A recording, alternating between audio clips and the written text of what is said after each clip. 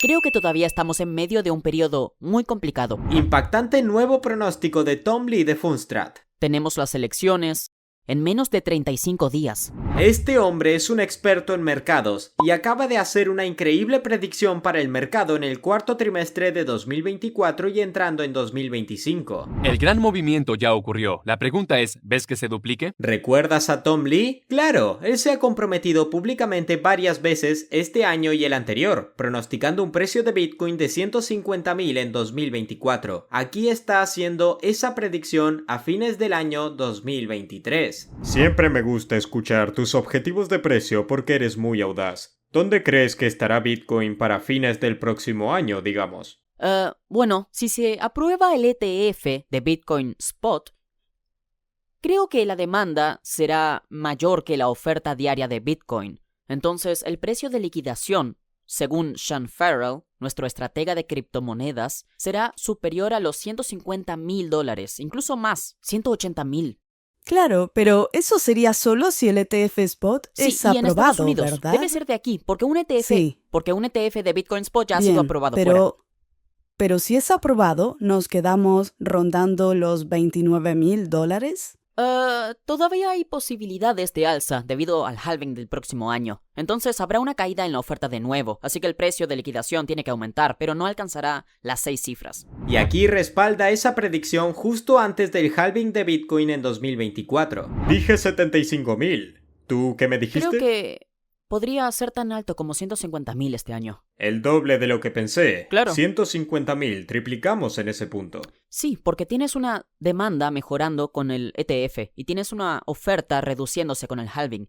Y si la política monetaria se relaja, lo cual esperamos, sabes que eso es beneficioso para activos de riesgo. El Bitcoin está aguantando y esa es otra razón por la que no comenzará una caída tan pronto. Bitcoin ha estado subiendo en las últimas semanas.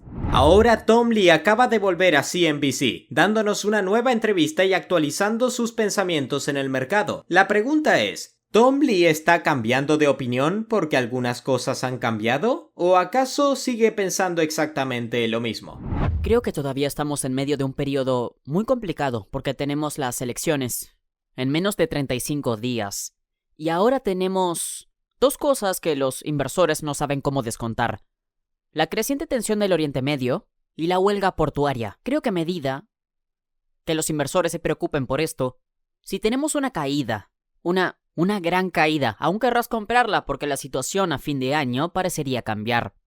Así que a corto plazo hay que esperar volatilidad. Hablemos del peor escenario posible. ¿Cuál sería el peor escenario? El peor escenario para la situación portuaria es algo que hemos visto, ya cerramos una economía. Y fue un mal momento para comprar, así que ya hemos visto esa película. ¿Acaso no puedo imaginarme que sea tan malo como la pandemia, pero ya hemos cerrado una economía con anterioridad? Sí, es cierto. Así que creo que crea riesgo de titulares porque cuanto más dure esta huelga, más empresas no cumplirán. Las ganancias de S&P podrían degradarse o algunas acciones podrían no cumplir.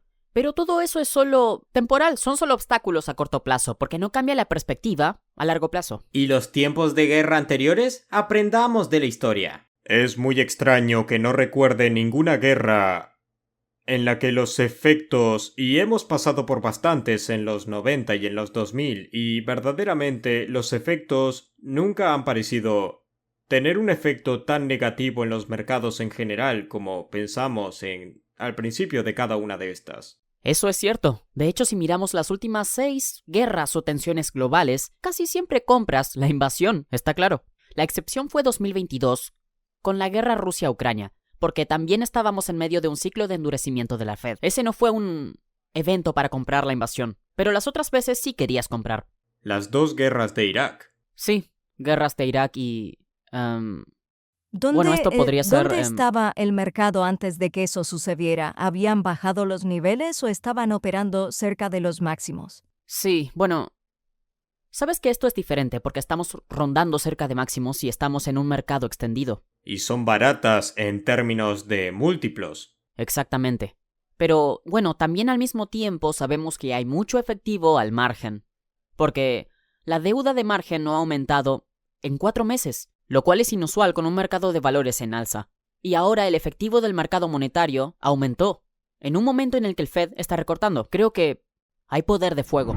Así que comprar la caída es lo que escucho. La historia nos muestra que generalmente es inteligente comprar la caída en tiempos como este. Pero ¿qué pasa con los otros problemas? ¿Has oído hablar de la huelga de los trabajadores portuarios? ¿Acaso influye eso? El otro problema, solo la huelga de trabajadores portuarios. Si eso dura un periodo prolongado, es algo de lo que estábamos hablando antes. Cuando se corta el PIB, si está ahí durante una semana, tal vez corte 0,3 del PIB. ¿No es eso cierto? Sí. Y por cada semana que estén fuera, ¿eso es algo que la Fed entra con recortes más agresivos y soluciona las cosas, o hay factores inflacionarios que entran en juego y les atan las manos? Bueno, la Fed tiene que tener esto en cuenta, porque el mercado laboral también se ha debilitado. Entonces, si esto es un shock de alguna manera que hace que el mercado laboral se debilite, la Fed sería mucho más suave. Pero recibimos el informe de nóminas el viernes, y quizás, parece ser que será un informe mejor de lo esperado. Así que hay una multitud de factores a considerar aquí. Entiende que hay múltiples variantes. No es solo una cosa, no es solo una variante. Hay muchas variantes. Pero luego agregas lo que pasaría con presiones inflacionarias, no solo por la huelga, sino por el aumento de precios de petróleo en el Oriente Medio. Sí, es cierto. Creo que la Fed en este momento estaría más preocupada si las expectativas del consumidor se desanclaran sobre la inflación, y esas han estado mejorando. Entonces la Fed debería estar menos preocupada por la inflación. ¿Viste a Tepper hablando de China? ¿Te suscribirías alguna vez a esa teoría? ¿Comprar mucho en China? Sí, bueno, diría que no solo China lanzó una bazooka, sino que realmente está funcionando porque el mercado de valores realmente ha despegado. Y creo que China es ahora el mercado de valores con mejor desempeño este año. Pero se hizo el movimiento, quiero decir, creo que tuvimos a Kyle Bass ayer y creo que argumentaría que a largo plazo, no importa cómo quieras pensar en China, es una mala apuesta. Estaba sugiriendo que tal vez a corto plazo sea una buena apuesta. Y no creo que estuviera opinando sobre si la apuesta ha terminado. Pero el movimiento, el gran movimiento ya ocurrió. La pregunta es, ¿ves que se duplique? ¿Está eso en las cartas en este punto del juego? Bueno, creo que la gente debe pensar que en los últimos 10 años China ha tenido un rendimiento inferior al de Estados Unidos en 7.700 puntos. Así que si China se duplica, todavía tendría un rendimiento inferior en unos 5.000 puntos básicos. Entonces, hay mucho espacio para un rally, incluso si parece correctivo.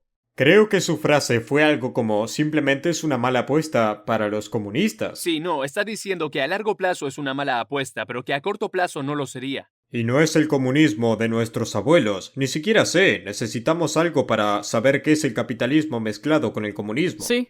Por nominación. Estoy bromeando, Andrew. Solo bromeo. A largo plazo sigue siendo alcista. Algo así todavía está en la mesa, ya sea este año o a principios del que viene. Hay más en la historia aquí. Vamos a actualizarte sobre esta historia pronto, así que suscríbete al canal. Publicamos un video todos los días, manteniéndote informado. Todo lo que pasa en el mundo cripto. El mercado está a punto de calentarse, y mucho. No quieres perderte nada de lo que pasa en cripto durante el próximo año. Nos vemos mañana.